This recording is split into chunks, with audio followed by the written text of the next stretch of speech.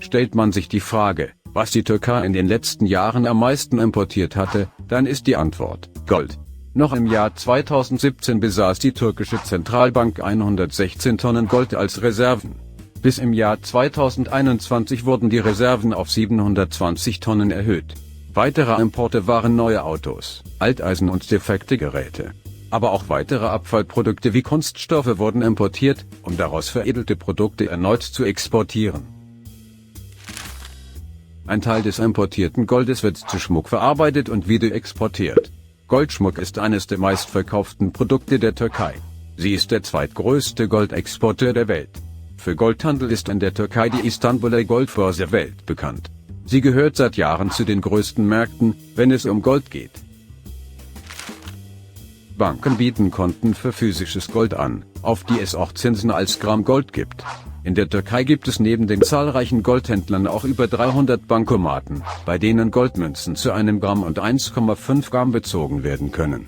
Das ist auch der Grund, warum ein Teil der Goldreserven an türkische Banken verteilt wurden und deshalb so als Reserven auf Listen nicht aufgeführt werden. Wenn es etwas gibt, das Menschen in der Türkei ein Leben lang begleitet, dann ist es Gold. Zur Geburt schenkten Freunde und Verwandte dem neugeborenen Baby gern Goldmünzen oder Goldschmuck. Ebenso für Geburtstage und Hochzeiten ist das Edelmetall ein gern gewähltes Geschenk. Schätzungen zufolge besitzen Türken insgesamt über 5000 Tonnen Gold in türkischen Haushalten. Auch Goldminen in der Türkei haben seit 2002 immer mehr Gold aus dem Boden gefördert. Erst vor Monaten wurden wieder 3,5 Millionen Unzen Gold entdeckt. Das entspricht rund 100 Tonnen Gold, die noch darauf warten, abgebaut und verarbeitet zu werden. Insgesamt vermutet man, dass über 6500 Tonnen Gold noch im türkischen Boden ruhen.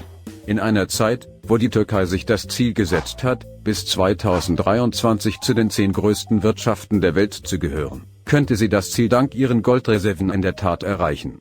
Auch wenn bis dahin die Lira mit Gold gestützt werden muss. Sobald sich die Türkei zu einer Exportwirtschaft entwickeln konnte, wird sie die Währungsstabilität einleiten, eine digitale Lira einführen und könnte sich dann zu den 10 stärksten Währungsnationen zählen. Bis dahin wird die Türkei weiterhin die importierten Produkte veredeln und als Schmuck, Kleider, Fahrzeugzubehör und Maschinen wieder ins Ausland exportieren. Und wenn auch die Energie nicht mehr importiert wird, dann wird auch ein kommender weltweiter Goldstandard ein Vorteil für die Türkei sein. Der Goldstandard ist die Absicht, die eigene Währung an den Goldwert zu binden und so unabhängig von anderen Währungen zu werden.